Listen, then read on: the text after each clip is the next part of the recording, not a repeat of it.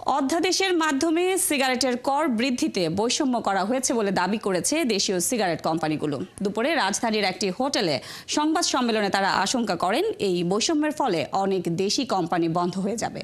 National cigarette manufacture association এনসিএমএ সংবাদ সম্মেলন আয়োজন করে। লিখিত বক্তব্য দেন সংগঠনটির সাধারণ সম্পাদক নাজমুন নাহার লাকি। তিনি অভিযোগ করেন উচ্চ হারে কর বাড়ানোর ফলে নিম্নস্তরের স্ল্যাবে বিদেশি কোম্পানির দাপট আরও বাড়বে। দেশীয় কোম্পানির জন্য নিম্নস্তরের সিগারেট সম্পূরক শুল্ক আগের মতোই 60% রাখার দাবি জানান সংগঠনের নেতারা। পাশাপাশি বিদেশি কোম্পানিগুলোর জন্য 67% রাখার দাবি করেন। এছাড়া বিদেশি কোম্পানিগুলো যেন নিম্নস্তরের সিগারেট বিক্রি থেকে সরে আসে সে পদক্ষেপ নেওয়ার আহ্বান জানান এনসিএমএ নেতারা। বলেন বিদেশি কোম্পানির মুনাফা বাড়লে এর বড় অংশই বিদেশে যাবে ডিভিডেন্ড হিসেবে, এতে চাপ বাড়বে রিজার্ভে।